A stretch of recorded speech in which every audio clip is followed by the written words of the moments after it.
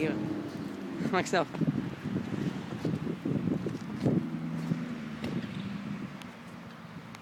Fucking mooie foto's.